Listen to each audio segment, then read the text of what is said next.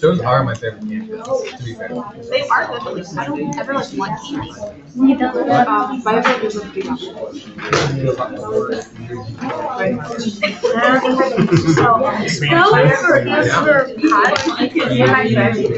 Senior year did like a tea thing where we purposely did a tea every night. So we'd go across the hall and sit in a room. We found these one day, like they made them in this room. And like we found the fridge. They would make it Yeah, so we would just eat, you know. And then we would think you guys like, you guys were great.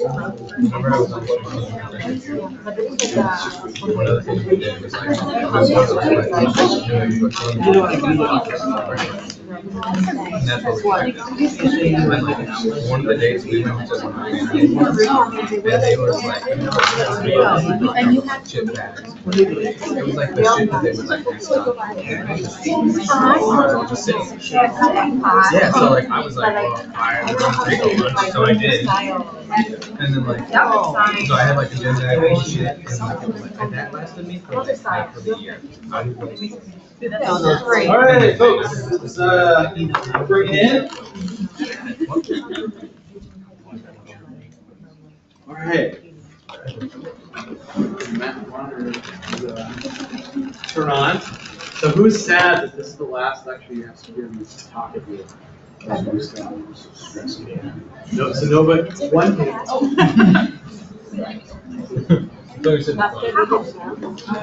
Okay. Well, I will be sad that I don't get to spend time teaching you guys tons of new stuff all the time.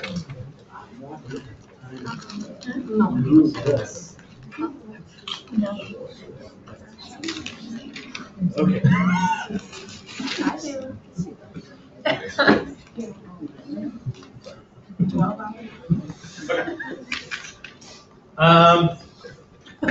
Because I don't get to ask you guys as many fun questions and all kinds of stuff. And so after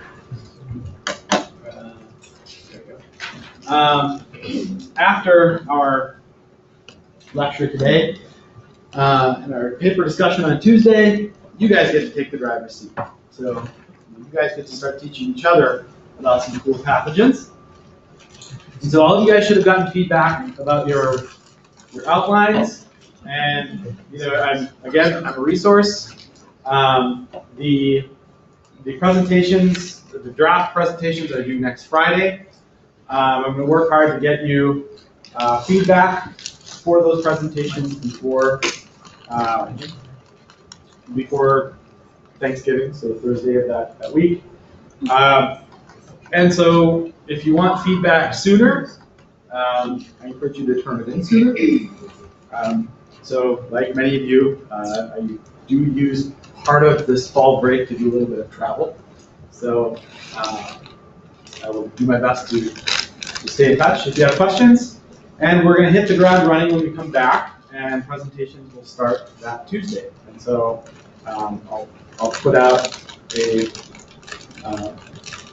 at least for the first lecture, I'll let the groups know who's going to go that first day, and that's I'll roll out the schedule to follow.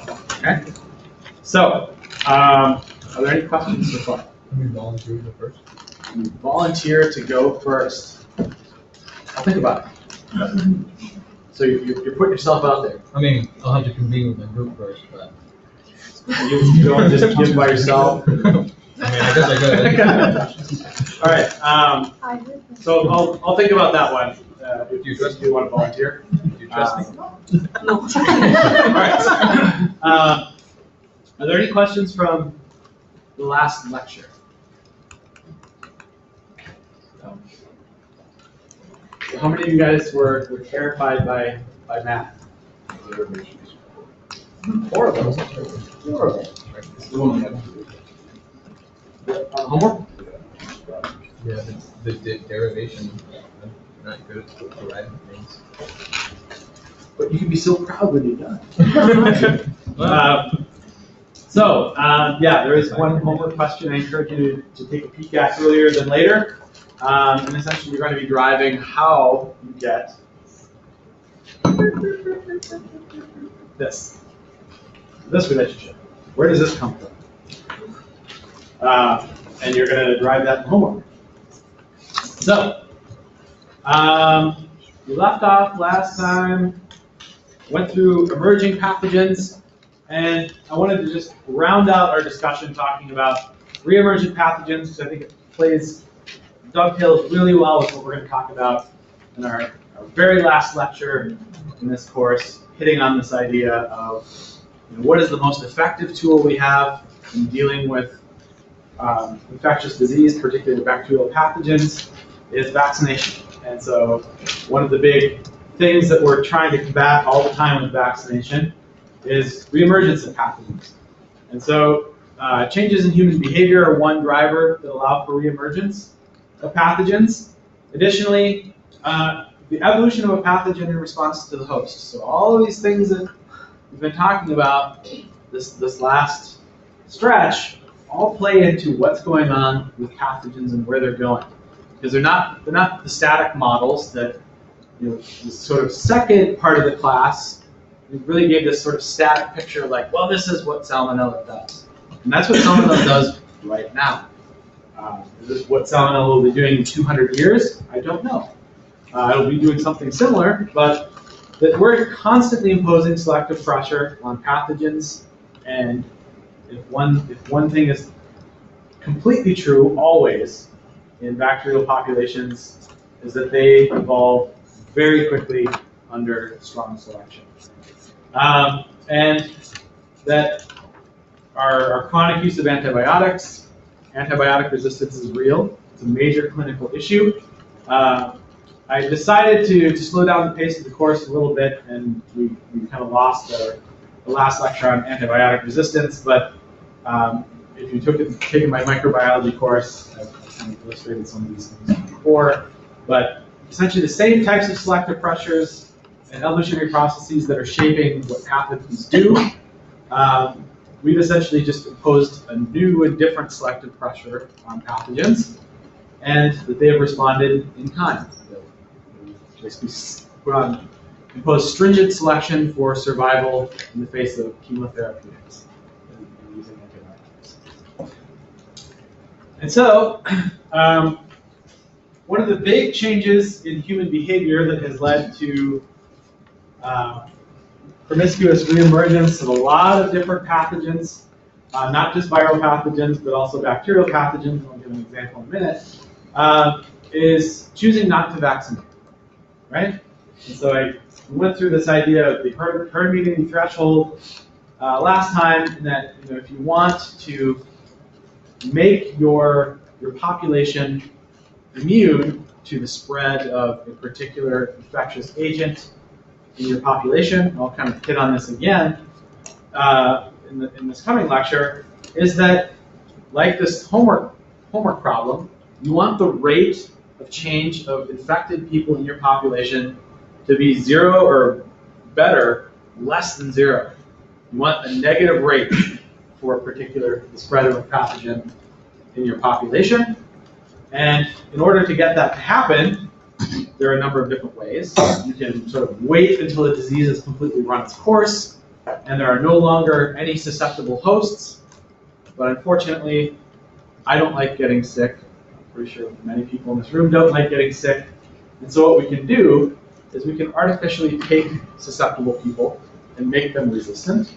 And what this herd immunity threshold tells us is, in a very sort of conservative and broad sense, is essentially knowing something, in particular how effective this particular pathogen is. So what's a basic reproductive number? I can take this, look on this plot, and sort of draw a line up to where this HIT curve is and say, all right, I need 80% of my population to be immunized against a particular pathogen for the rate of spread of that pathogen, or the rate of increase of, or the rate of change of the number of infected people in my population to be negative. So if I get above this curve, all the better. So if I can get 99% of people vaccinated for a pathogen with an R0 of 5, great. But sort of a minimum is that I need 80% of people to be immunized or to be resistant to this particular pathogen. So, that said, us choosing not to do this, so instead of operating up here with sort of strict vaccination schedules done for us for a long time with a lot of different pathogens, is now you dip down below your herd immunity threshold, and now pathogens can begin to spread. So this sort of rate of change of infected individuals in the population is no longer less than 0. And where this is particularly dangerous is for children and immunosuppressed individuals. And so this whole idea of vaccination is not about me. We're otherwise healthy individuals, and even if I did get sick, I'm probably going to be okay. If my daughter got sick, we might be having a different conversation, right? And so that's what this is all about.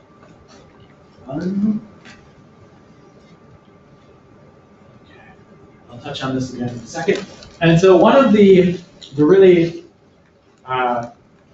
sort of cases that there's been articles in the Post-Dispatch in the last year. There's been a lot of different things about this particular pathogen, Bordetella pertussis. It's the causative agent of whooping cough. And if you want to know how disturbing this particular disease is for small children, I encourage you to look on YouTube, look up a video of a child having whooping cough, and I think you will, if you're sort of on the fence about whether or not vaccinating is a good or a bad idea, I think proof is an observation, and that Bordetella pertussis is a very nasty pathogen. If we were to go back and look at that plot of mortality versus infectivity, or R0, Bordetella is way, way out on the sort of extreme end of being infective. The thing to keep in mind is when we talk about mortality rates in that sense, in that plot, that's the entire population, right? So that's everybody. So it might kill 10% of everybody.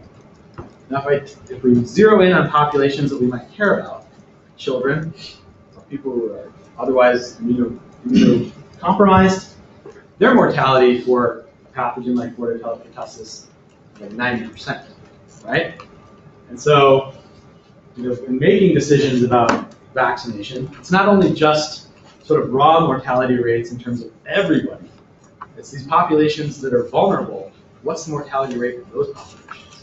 If it's really high, we care, right? Yes?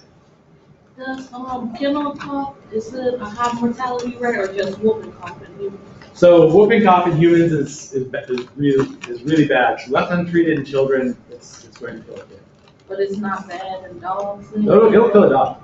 That's why we vaccinate. Do they have a vaccination for kennel cough? Yeah.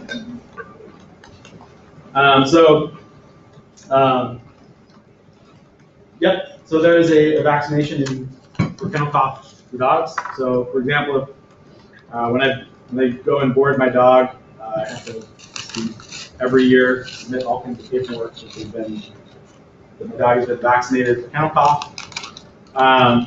And so the thing that's really particularly pernicious about this pathogen is that the things that we are able to generate adaptive immunity against are generally on the outside of pathogens, right? And we're going to talk about what specific things we're really good at developing antibodies against. And one of them are toxins, various high affinity adhesins like protactin, filamentous hemagglutinin is another really high affinity afibrillar adhesin produced by Bordetella. And what has happened is that if we allow this pathogen to propagate in the human population, is that you end up selecting for really high degrees of variation in the surface antigens that our immune system is looking for. And essentially, if you allow Bordetella to run amok unchecked in a human population, all of a sudden the vaccines that we've been using to sort of quarantine this particular pathogen in populations now has sufficient antigenic variation in saying that its surface looks different enough that the vaccines we've developed for it are no longer effective. And so this naturally happens throughout our life and throughout the life of this pathogen in the human population because it hasn't been eradicated, right? It's always around. And this is one of the reasons that we have regular boosters for this particular pathogen. So it's mixed into a so diphtheria, tetanus, and pertussis, so the DTaP vaccine. And this is something that you'll have boosters for throughout your life. And this is one of the reasons. So diphtheria and pertussis are two nasty, nasty pathogens for children, and this is why this particular vaccine gets a lot of push in basically vaccinating children. So, summary for this, for emerging pathogens, and I'm going to head on into talking about immunization and vaccines, but I'm going to ask you to answer these questions first. So, the first question is that you have determined that a pathogen has an R0 basic reproductive number of 5. Roughly, what fraction of individuals needs to be immunized in the population to prevent the spread of that pathogen?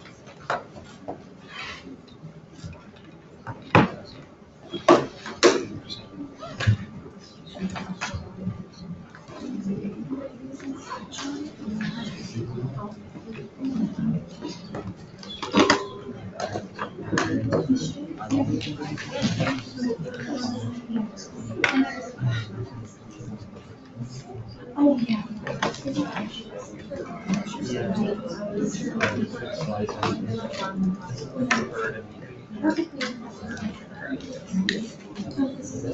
Just exactly. And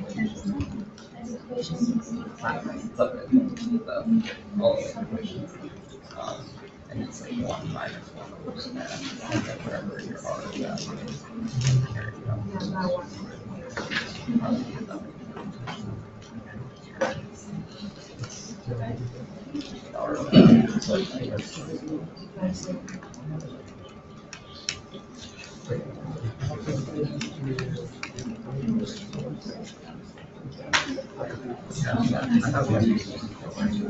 All right, another 10, 15 seconds.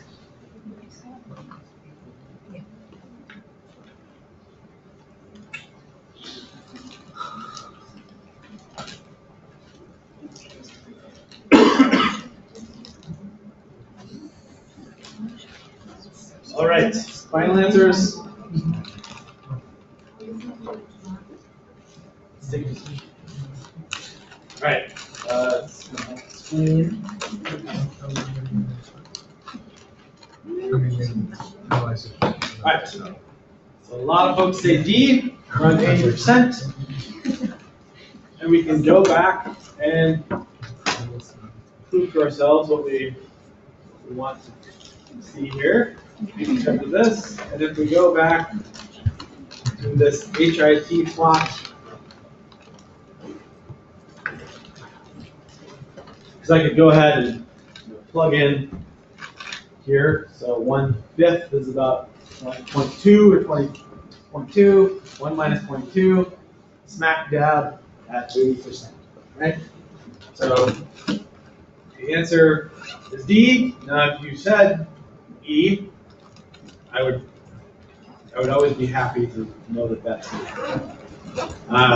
So that means you're well past this threshold, but the actual threshold is 80%. B.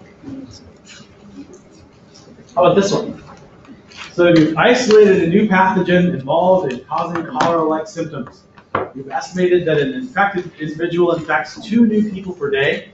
And the average infection lasts roughly 4 days. That means the R naught for this pathogen is A, greater than, is greater than 1, sorry, or B, less than 1.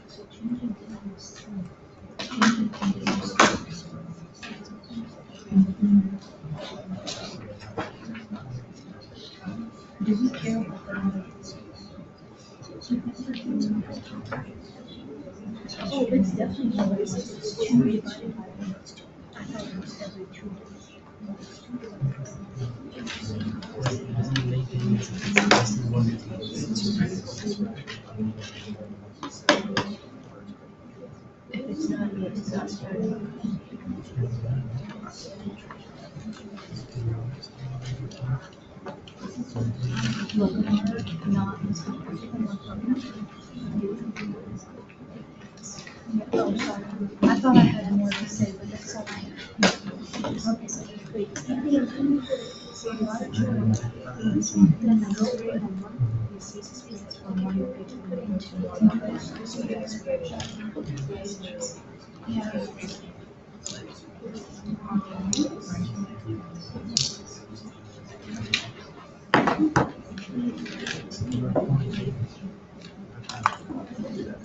It's another 20 seconds. Maybe we're finalizing.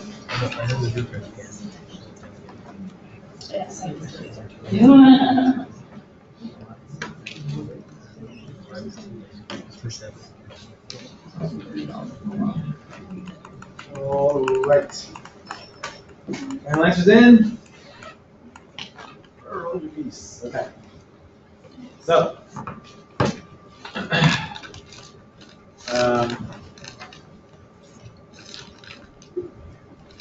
So a good number of folks say A, a few people say B, and that this is greater than 1 or less than 1.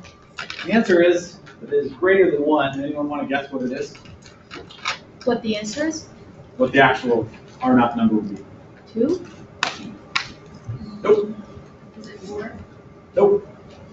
We need more. 8. There you go. Right? So this is a little tricky, and what I'm getting at here is if we go back to this equation, and we have our relationship about what these terms are, is that you have sort of infections per contact and contact per time, and so oftentimes the reason that I put this question out there is that oftentimes these two variables get lumped together. And that really what you're interested in is how many infections happen per some unit time, right? So how many infections happen per day by someone that has this particular pathogen. And then this D is really the duration, right? This is how long does an infection happen, okay? So if we think about multiplying, so what in this problem I said 2 people get infected per day, right? And that the infection time is typically about 4 days. So this basic reproductive number for this pathogen under these circumstances is about 8, right? So that's pretty high, right? So, yes? Regarding that, Yeah. I was thinking the same thing to get 8. However, the part that confused me is how, because if you use 2 for the contact portion of C, don't you also have to use a 2 in the contact portion of cow? So then it's 1 over 2 times 8. Like, how do you have to use the same number? No, so when I'm talking about like units, but these two things are essentially just canceling each other out. Oh, I see. You're really talking about how many infections happen per day from this person. Yeah. So ideally, when you're doing these direct source of calculations, you don't necessarily plug in values for all these different variables. You cancel out and then you just plug in for this. Yeah. Yeah. So that's kind of what I wanted you guys to see with this particular problem. Is that in the very abstract sense, we like to be able to try and pull these things apart into very individual sort of contributions. But really what's measurable in reality is like knowing like, all right, this person contacted 12 people, how many people got sick? Okay, I know how many like infections there were for contact, and like how long was this person hanging around with each person? On average, that would have been about this. That becomes a really cumbersome thing to try and discern. Whereas you can break this thing down to be a little bit simpler and say, all right, this person was hanging around wherever for a day and they got 12 people sick. So I can say this tau times c is about 12, right? 12 per day. And how long was this person actively sort of shedding this illness, right? So that gives us an idea of like how rapidly this thing is going to spread. Okay. And finally, one last question. So, knowing what you know, this means this pathogen is A, about this R naught, is likely to cause an epidemic, or is unlikely to cause an epidemic.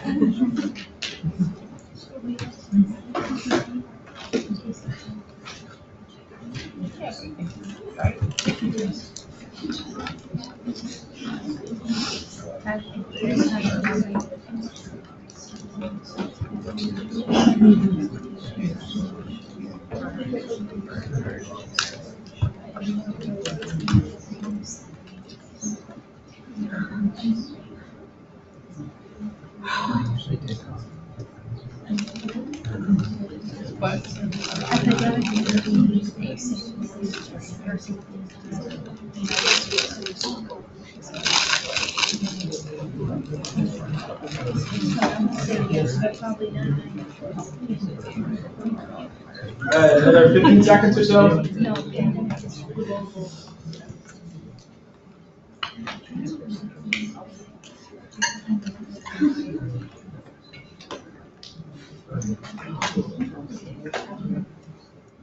Okay. So let's take a peek. All right. So we have a majority opinion of A and a couple of B's. So what does it mean if R naught is greater than 1? It has the ability to spread. That it's prone to epidemic, right? So it's going to spread in this population. And so with an R naught of 8, which is extraordinarily high, this thing is really prone to causing an epidemic. And so when you think about the number of infections caused per time with a particular pathogen, what that really is getting at, if I said it was 2, who thinks that that's like a reasonable number? Think of how many people you encounter every day. So I mean, it's an astronomically high number, right? So this is where this illness is going to may last 3 to 5 days, but the number of like transmission events from you to someone else are really, really low, right? That saying that like this is that maybe that's 2 if I am like encountering lots and lots and lots of people, but in reality, that number is typically very low compared to the average duration of infection. So, thinking about our epidemic-causing cholera-like pathogen, one of the tools that we have to deal with this pathogen is immunization and vaccines. So, are there any questions before we head down this final road?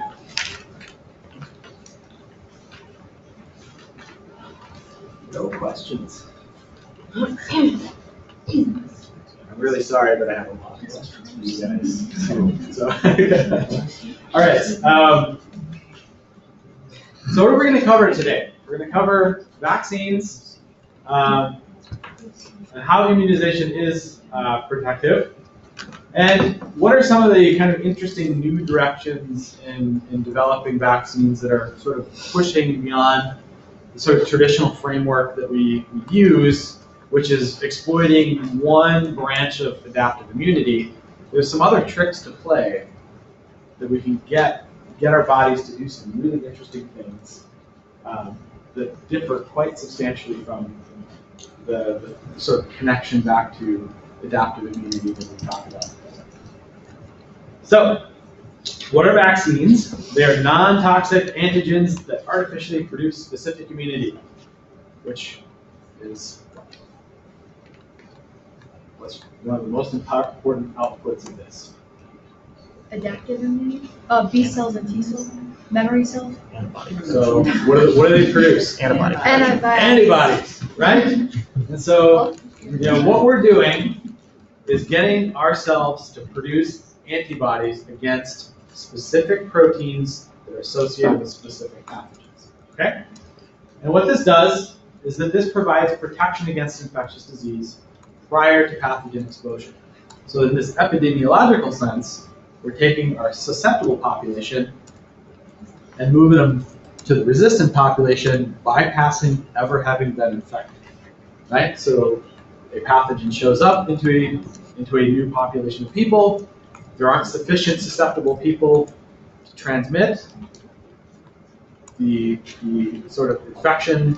There might be one or two people that get sick, but that pathogen does not spread through this population.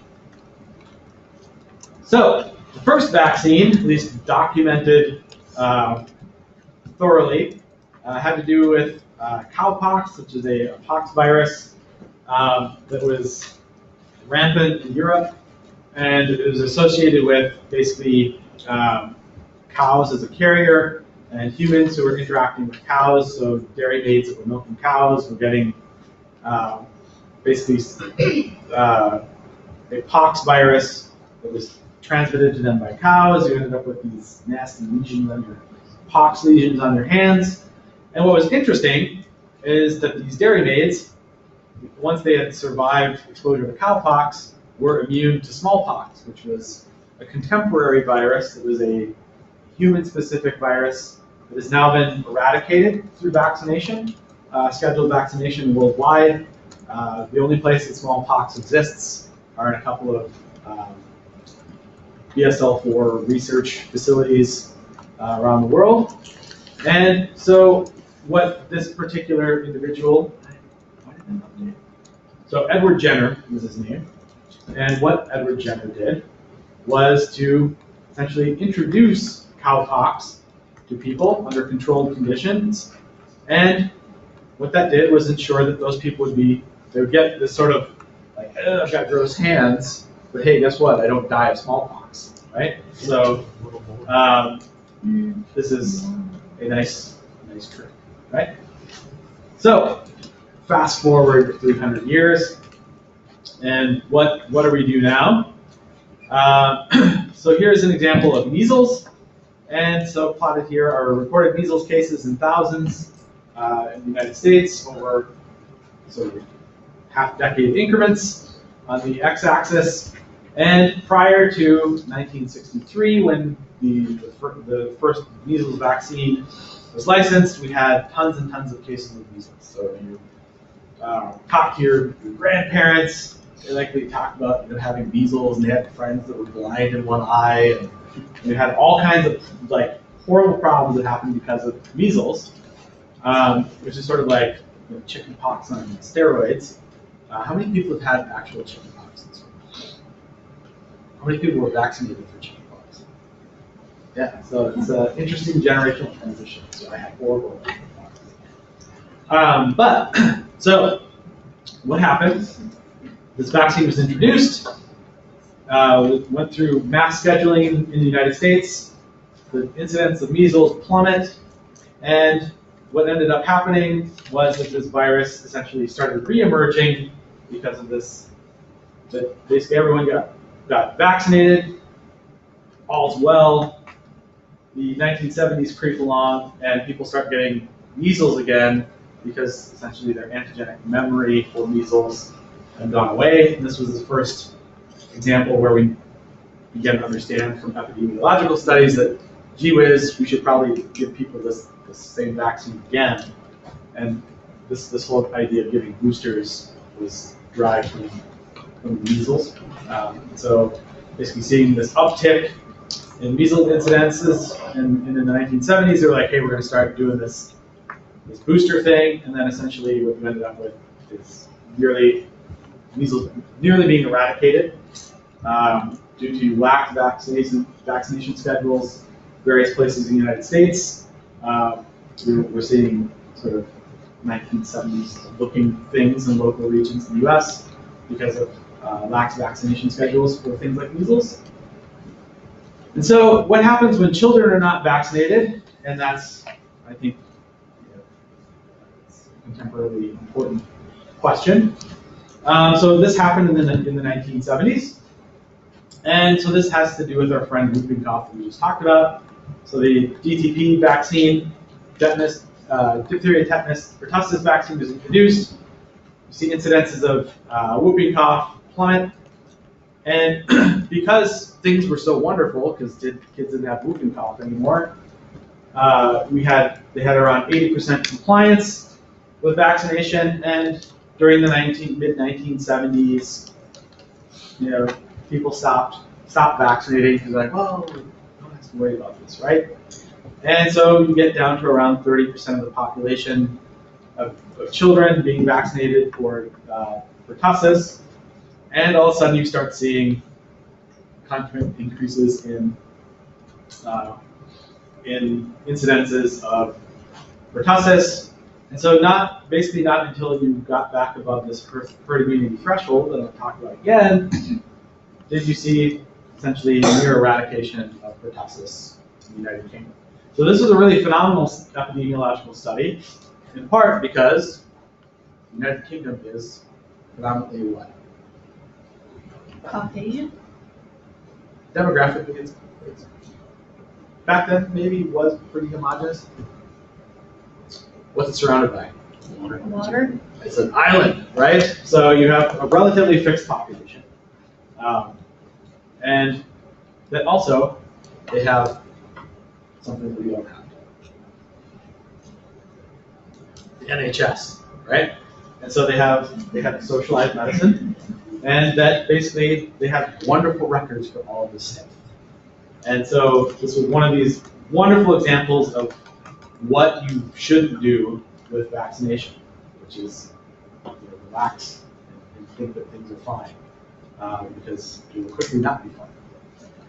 So, how immunization provides protection is by this can happen by a number of different mechanisms. So the most high level, and really get back to this thing that we were talking about before, is herd immunity. So I've kind of danced around what this is. What herd immunity is really getting at, in this visual sense, is that if one individual is infected in your population, shown here in red, all of these blue people are susceptible. This individual can infect these people can infect more susceptible people, and you're prone to having the number of infected individuals per time, that rate would be possible, right? So what you can do is you can immunize people. And so you can make people be these yellow color, which is essentially resistant to this particular pathogen. And while you may have transmission of this pathogen to some susceptible people, the number of susceptible people that this newly infected person is going to encounter is low. And so just by virtue of the principles that we went through before, it is quite literally impossible for this pathogen to rapidly spread through this population, unless it changes and becomes, sort of circumvents the immunity that we've developed against. So, the whole idea behind herd immunity then is that if you have sufficient numbers of immunized people or resistant people, that you are really protecting susceptible people that cannot ever become resistant to the pathogen, in the sense that this pathogen never really gets a chance to spread rapidly. Which comes back to how the heck do we quantify this? Well, that's what this is all about, right? Is saying, all right, I don't want this particular pathogen to spread. What's the minimum that I have to do? What is the bare minimum? And that is this right here. And so what's interesting is you go and back and look at what was the R naught for pertussis, come to this plot, look up what this number looks like, go back to this data. Turns out around 80% was pretty good. You still have quite a number of people that still get pertussis. Now once you bump this up to over 90%, now we're going to go back to my plot here, that off the cuff, if I'm remembering right, pertussis was like 10 or 12. I go up here, it's right around 90%. You have over 90% compliance with vaccination. You don't have a problem, right? And so the proof is in the pudding, so to speak, that very simple models can let us do really extraordinary things if we believe that these things work. And the truth is that they do.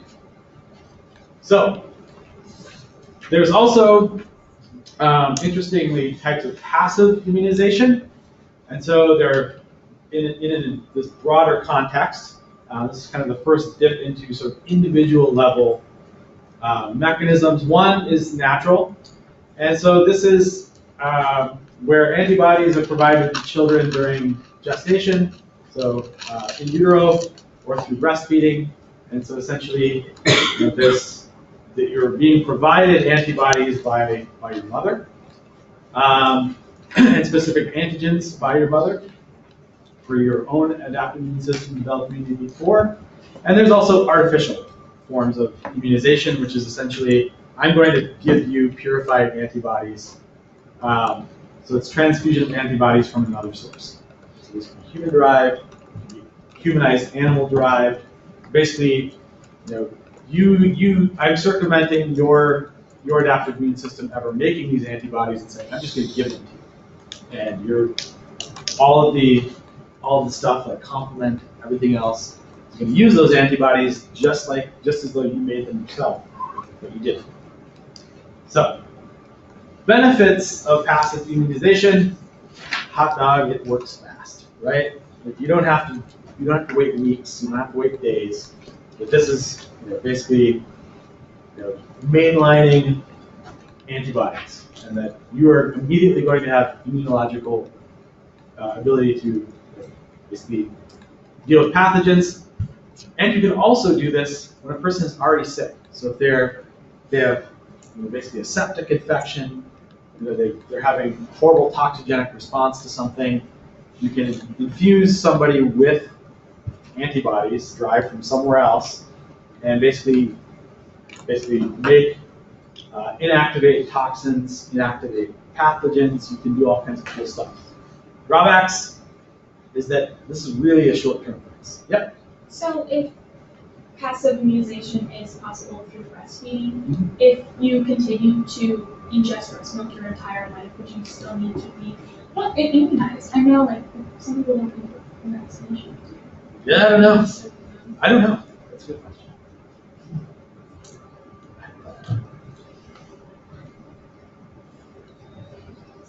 Be interesting. Not what I would do, but yeah. All right. Now I'm gonna have to. All right, I'm gonna look at this.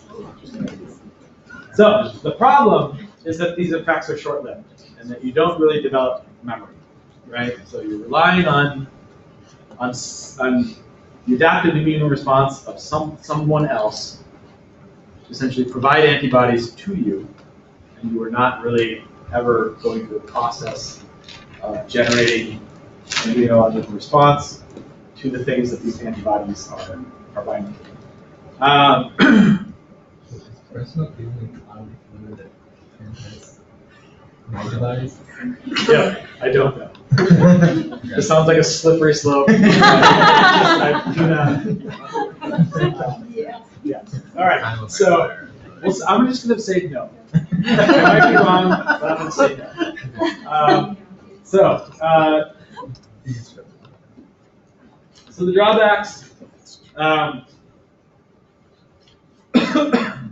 is that you are introducing a foreign protein into yourself, and by virtue of what we're going to talk about, that you didn't make it, chances are you're going to develop your own adaptive immune response to this thing that you were transfused with, right? So you're going to develop antibodies against the antibodies, right?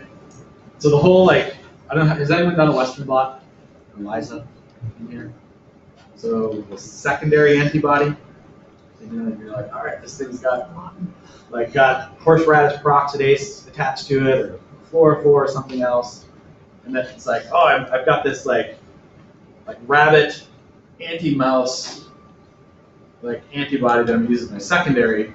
All that was done to make that thing was to say, all right, I've got the blood serum from a mouse, and I'm gonna purify out all the antibodies out of that serum. I'm gonna inject all of that into a rabbit, and I'm gonna have a rabbit generate antibodies against antibodies from the mouse. And so essentially this is the same thing that would happen to us, potentially with transfusion of antibodies from objects. So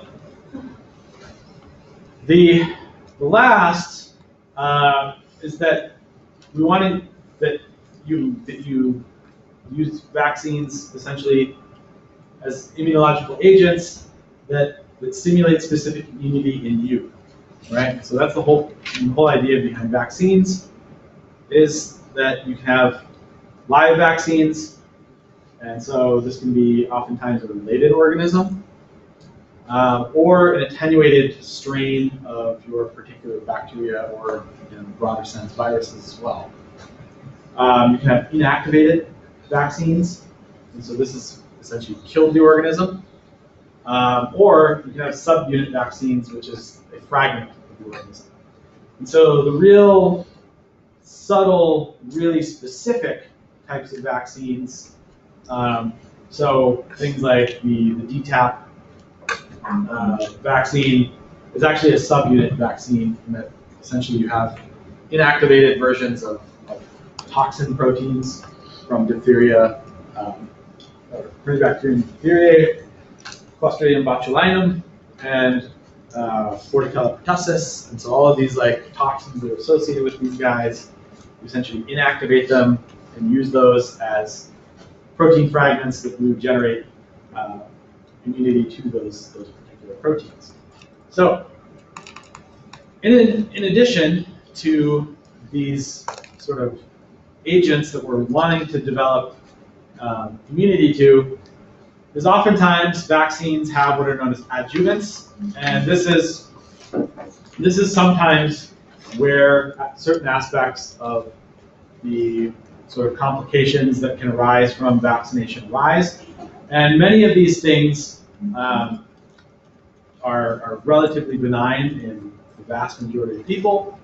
And there can be some problems for some people with that. So a very common one is this Freund's complete adjuvant, and so it contains a sort of a mix of other proteins that are meant to stimulate an immunological response, or general immunological response, so that your sort of thing you're vaccinating with, your set of antigens, basically you're bypassing the problem we're going to talk about in a minute, that you have differential sort of responses to different types of antigens, right? So some antigens are better than others.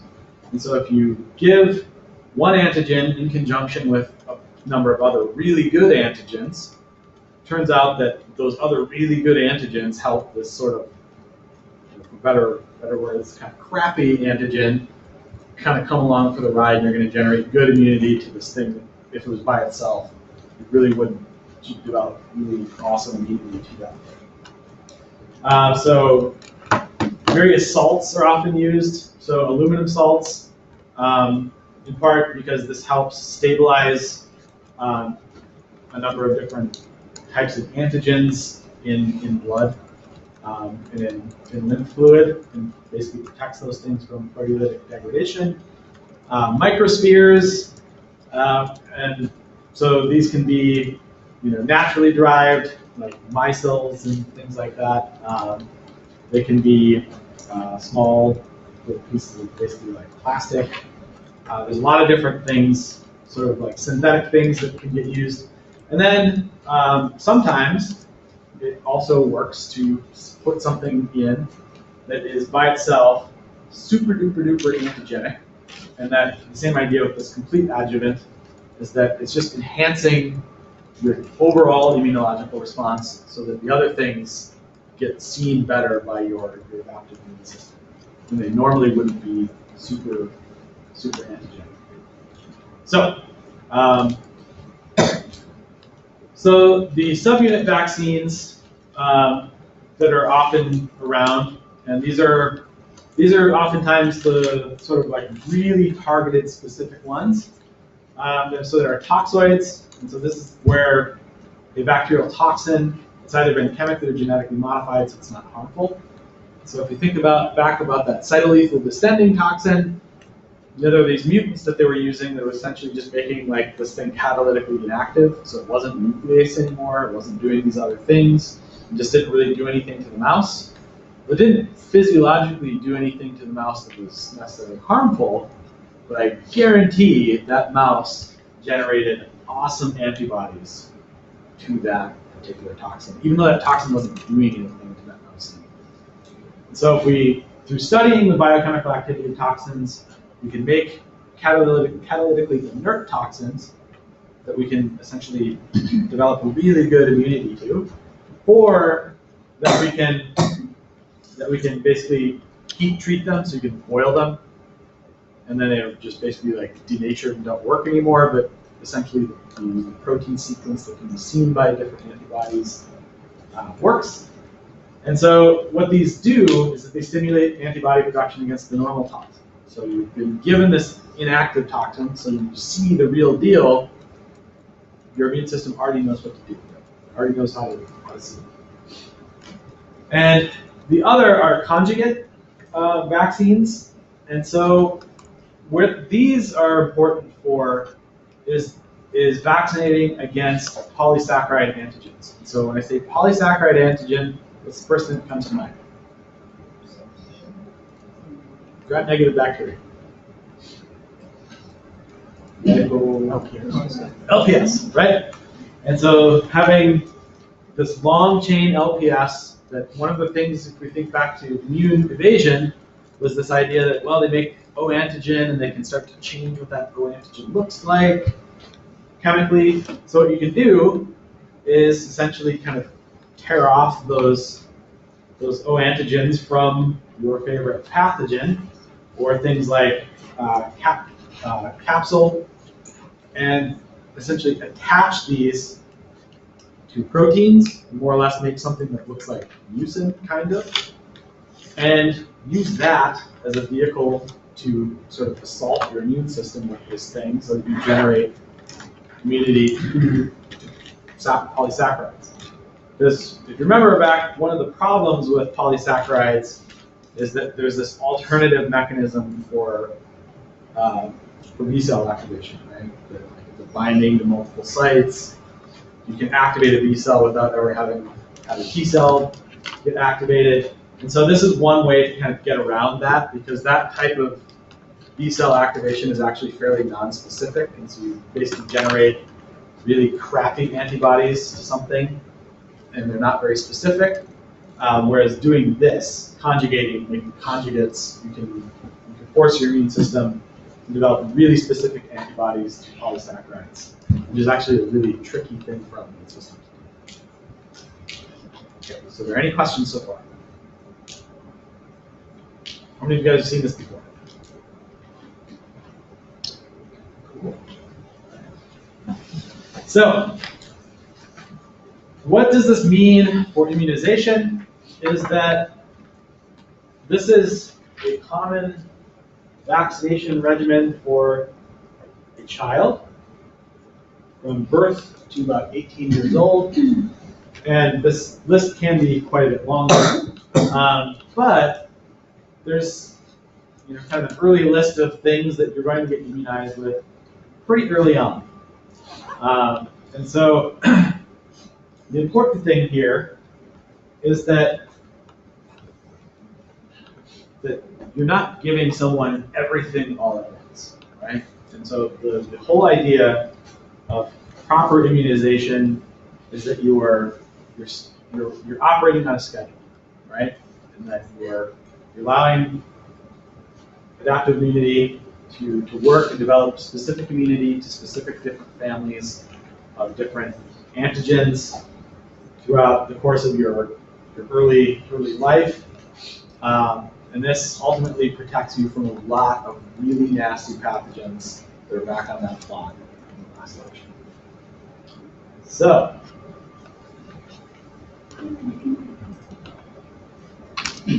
it's not that all vaccines are created equal. And the two that we commonly use for a lot of stuff, like DTaP, are subunit vaccines. So anything that's like really targeting a toxin is often subunit vaccines. They're super duper safe because they're not going to cause any significant problems for you, even if you're immunocompromised. They're still pretty safe.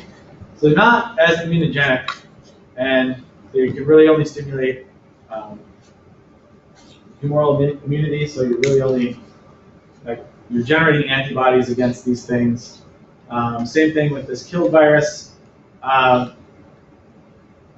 And so these are great when you're wanting to develop sort of antibodies against stuff. And you're going to have memory B cells, and if you have the right adjuvants, you can really get these like killed and subunit vaccines, which are super, super safe to work really, really well.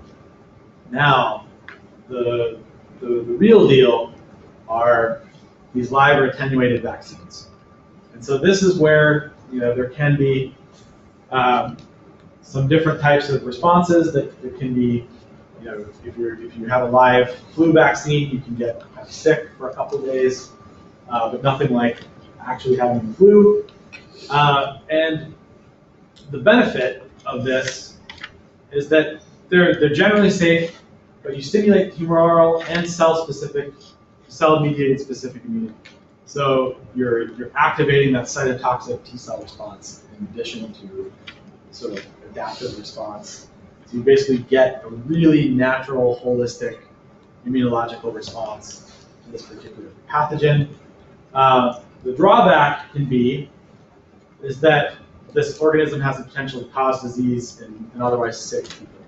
So really the only option is us using live vaccines. This is where herd immunity is important, because you can't immunize certain people for certain things, especially things that you require live or attenuated viruses, pathogens, in order to generate immunity. And so really, this is where the herd immunity is super, super, super important. So for flu vaccines, for example, some years, really the only things that are super effective are live or attenuated influenza vaccines, which you can't oftentimes give to really small children or really sick elderly people or people who have immunological disorders. So why don't we vaccinate for all diseases? And this is one list. This list can be much longer, much shorter. But one of the big deals and why it's so challenging to develop vaccines for certain things are arguably these first couple, I think, are kind of big ones, is that some vaccines fail to elicit the expected immunological response. So you might have the envelope protein for HIV that you're like, yeah, this thing should work, and you should develop super specific immunity to this thing, so that if your body ever sees HIV, it's going to get inactivated by antibodies. The problem is that not all of these proteins are really good antigens, right? And in part, because this is this whole idea that we've been co-evolving with pathogens, that some pathogens, their surface proteins are intentionally difficult to generate antibodies against them, right? Because they've been interacting with us for a very, very long time, and other very closely related animals.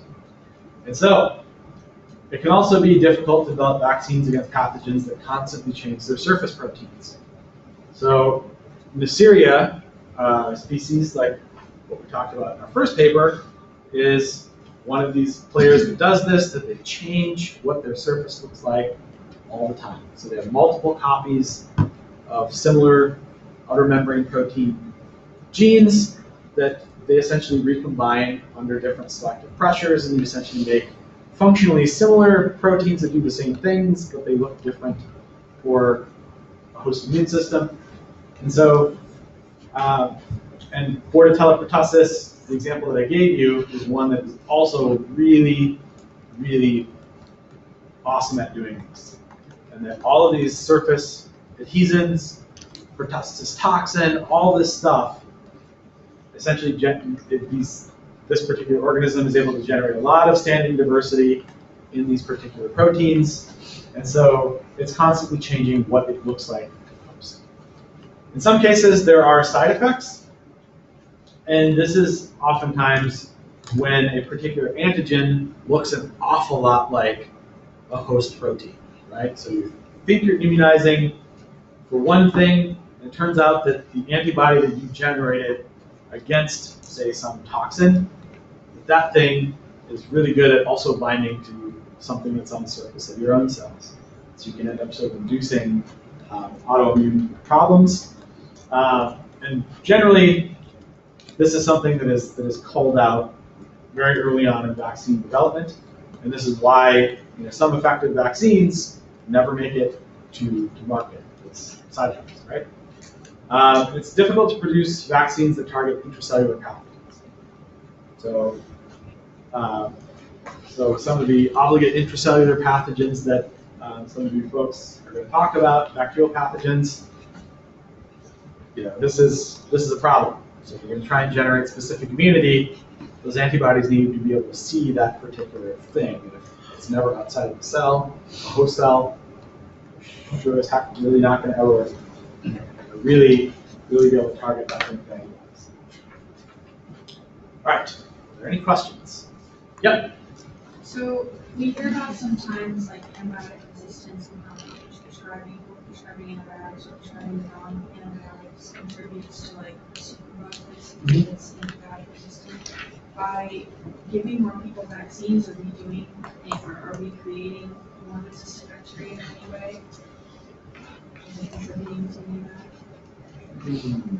So are we sort of making like the super surface pathogen that is just going to... I just wondered if it does anything like contributing to antibiotics resistance. So the selection we're imposing is quite a bit different. In part because many of the surface proteins get targeted by our immune system, while they can vary, often variations in the surface proteins highly dependent on what the pathogen do. So there's some rare cases like Bordetella, where if we sort of if we relax selection on that, then all of a sudden we're able to just generate a lot of diversity, and then we have to work hard to develop vaccines against all of these new forms of these same things that vaccines before.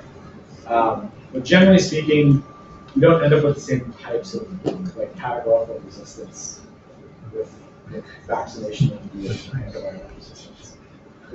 Like most antibiotics are targeting some critical cellular processes, pathogens like cellular transcription, translation, and then you have target site modification. Now you're just immune to that whole class of drugs, and it's not like you can often just make some functional change and not this drug is effective again. Sometimes that can work for us, sometimes not.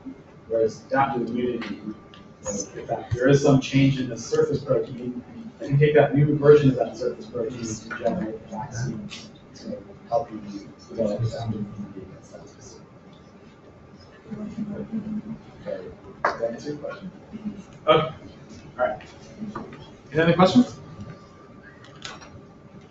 All right.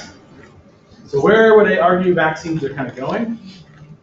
And a lot of these are exploiting aspects of your cytotoxic T-cell response. In addition to like sort of traditional approaches, this is sort of, remember you have this sort of like CD4 T-cell branch that's going to, the end game of that is going to be generating antibodies. You can also have this cytotoxic T-cell response, the CD8 T-cell response. And essentially, these things are going to go around and look for specific antigens and actively kill those things. So it's a cell-mediated response and not a humoral response. So there are a few different ways that we can reprogram the cytotoxic T-cell response. One is naked DNA viruses, and I'll kind of go through these kind of cool examples. So what you can do is that you can introduce a DNA vector into cytotoxic, into host cells that essentially, remember that if there are foreign proteins inside of a host cell, that they'll begin to process these proteins and display them on major histocompatibility complex 1 complexes, right? So what if I introduce, using a viral vector, oftentimes, like that are really highly efficient at transmitting heterologous DNA into host cells, is that you can introduce a vector that's going to produce some antigen that you want to develop immunity to, and what you can do is have this sort of same MHC1 presentation process preferentially process and display antigens from your protein of interest that's encoded in your DNA that you delivered into these nucleated cells, and that CD8 T cells will interact with these charged MHC1 receptors, and you basically activate these CD8 T cells, and now these activated CD8 T cells begin proliferating, and you can basically take these activated cytotoxic T cells and basically, so most of this is done in vitro, so you basically have epithelial cells that you infected with your vector. These epithelial cells are basically charging things onto MHC1 receptors, and you have cytotoxic T cells, naive cytotoxic T cells you've harvested from a patient. You expose these T cell population to your epithelial cells in tissue culture. Some of these CD8 T cells get activated and begin proliferating. You take those T cells, introduce them back into your patient, and now these cytotoxic T cells can go around and look for these particular antigens, either in infected cells or essentially targeting specific pathogens.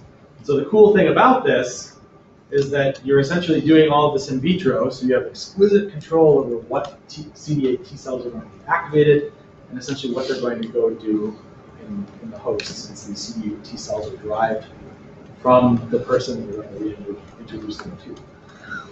So this has gotten a reasonable amount of traction, especially in some iterations of this idea have been implemented in treating different types of cancers, for example, in addition to combating some viral pathogens. So, any questions about this? Anyone remember, like, however many weeks ago we were talking about cytotoxic T cells? So, this is a cool example of essentially why looking at this sort of stuff for years and years and years and years is important. And so one of the things that's interesting about these, and why there was a Nobel Prize awarded this last year, is essentially this particular response is transient, and these activated CD8 T cells eventually kind of crap out and they stop proliferating. And what one of the Nobel Prizes in medicine was, or the Nobel Prize in Medicine this year was all about, was essentially turning off the brakes on these activated T cells. So they continue to proliferate, they continue to remain active. And so this sort of engineering coupled with the ability to sort of keep these CD8 T cells active for prolonged periods of time, there's a lot of promise, I think, in doing this sort of in vitro programming of CD8 T cells and introducing them back into host the Another interesting mechanism that is out there, instead of doing viral translocation of protein or transfection, where you're essentially going to reprogram host cells to engage in production of particular antigens, we've already visited on some protein delivery apparatuses that are actually really, really efficient, really awesome at doing this, such as the type 3 secretion system. So if I can make particular antigens I'm interested in be secreted by these specialized type 3 secretion systems, say in Salmonella, I can get bacteria to do all of the protein delivery into those cells, deliver these proteins that I would have to rely on sort of ectopic expression. In this case, I can have the bacterium deliver these proteins into the host. They can generate they can generate antigens that are presented on MHCs that can interact with cytotoxic T cells, and basically you get a similar type of response that you would have to do sort of a different type of reprogramming. Instead, you're saying, hey, I know certain bacteria like Salmonella are really adept at delivering proteins into the host cells, and the big deal is just getting these foreign proteins into nucleated host cells. In this particular example, you can do this antigen-presenting cells. You can also use nucleated cells like epithelial cells, and essentially you're looking to activate cytotoxic responses in this way. Then finally,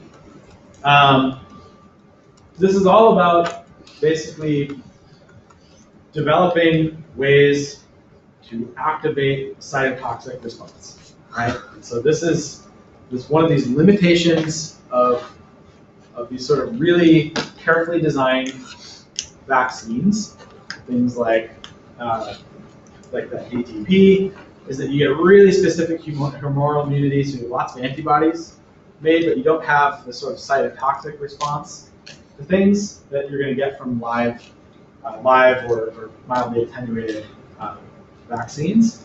And so what all of this is all about is like, can we basically do one thing specifically for generating humoral immunity, and can we do these other tricks to generate very targeted and very specific cytotoxic responses that can work together? And so the last vehicle of delivery of foreign proteins into host cells that we've seen is actually through toxins, right? So all of those toxins that we talked about, a good number of them, had some mechanism for delivering this active subunit into the cytoplasm. And particularly there were ones that revolved around retrograde transport, right? And then these same mechanisms that you're delivering sort of a payload protein into the host cell, is that these payload proteins can then essentially be processed and put onto MHC receptors and activate this cytotoxic T cell response. And so all of the three of these mechanisms come down to, how do I get foreign proteins into the cytoplasm of my nucleated cells that are MHC1 presenters, and that they're going to basically present in a very specific way, very specific antigens to my cytotoxic T cells, so they get an exquisitely accurate response from these cytotoxic T cells. And so if you're basically combining these two approaches, like really specific humoral immunity, and really specific cytotoxic responses, you can really deal with some nasty pathogens, particularly viral pathogens. So, that said, I think this is sort of the capstone of our discussion this semester, and we'll talk about River Cholera on Tuesday. And remember, your exam, third and final lecture exam, is next Thursday, and your presentation drafts are due this next Friday. So, any questions? Come to my office hours. Come talk to me. Send me an email. Okay. Talk to you guys soon.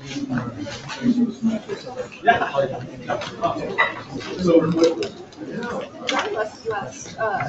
our finals. You're right, and the virus is inside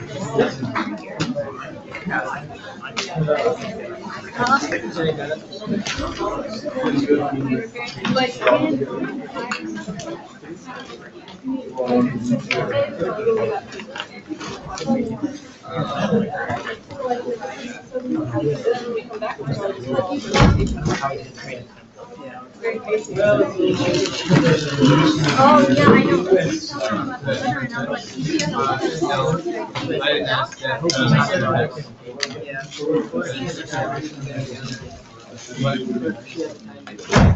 Yeah, I mean, it's such until next Thursday. So I figured if we, I'll ask her.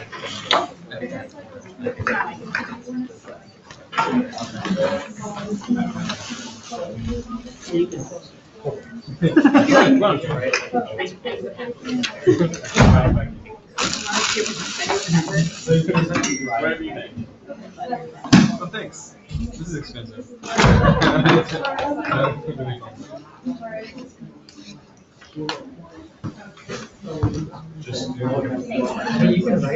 Oh, I know. Yeah, so when I said that,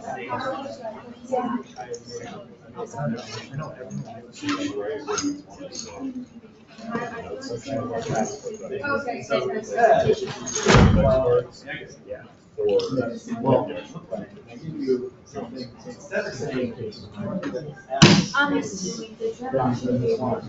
here, we're going to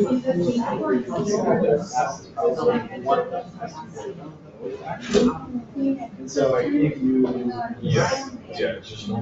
some of the susceptible plus immunized people should be. Oh, so it's like equation like one. The only thing is, So this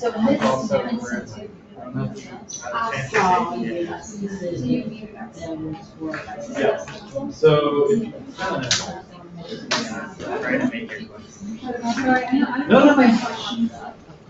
it's, I think it's, yeah, so this is why I think it's, so, Do you get it like earlier in the week?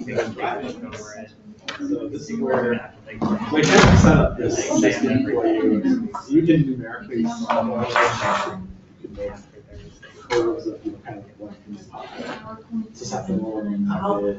Yeah. So basically you'd see like, oh, my susceptible people are increasing this, increase and decrease. It's due on Friday. Is the what? Yes. Right. So the thing that I really care about is what's happening with this population. That is where first assumption Okay, yeah. relationship is to say, what if something prominent is happening, this rate needs to be this population needs to be increasing. So if that's true, then this whole thing needs to be greater than so like sort of start moving some things around. That's where this it must be greater than this. So it needs to be positive. This term has to be greater than this. And so now is when I started just kind of shuffling things around, so balancing things out. Apply my view on this side. This will then be greater. So if I were to go back and say, well, we're going to discuss this less, how would this relationship affect? And so now you're here, and so how would that look different? And so I made this assumption to derive this relationship that S was above. So, and that's where I could get, right? Yeah. So in the case where I'm talking about herd immunity, this herd immunity threshold is that no longer can I really assume that S is about that really S is that the total population now is susceptible people and immunized people, that equals 1. And so if I kind of move things around and plug in something for S and set 1, now I have something else here. Okay. And then solve for Q. Okay. And when you do, you come back and say, well, this tau CDD is R naught. Like, how does that, if I solve for Q, which is HIC? So it's gonna be a little slightly different. Like the explanation here is really assuming it's greater than 1, but here we're assuming it's less than 1, so it might come out. Yeah. Yeah. And I put all this on here. Hey, you were thinking. I'm keeping it though. I'm gonna keep some of this and All right. just add more to it. Sounds good. Yep. What's up? Oh, okay. I don't have a pen with me.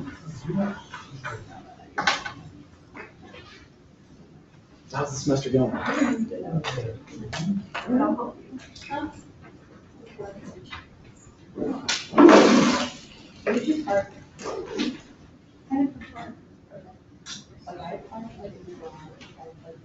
No, it's dark. Not much to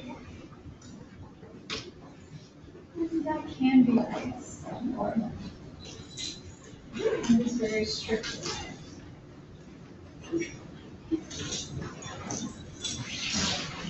Huh?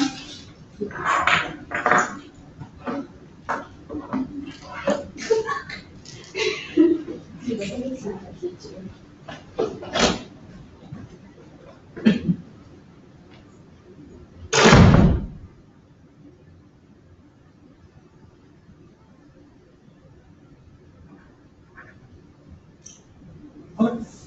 There you go. Yep. Very well.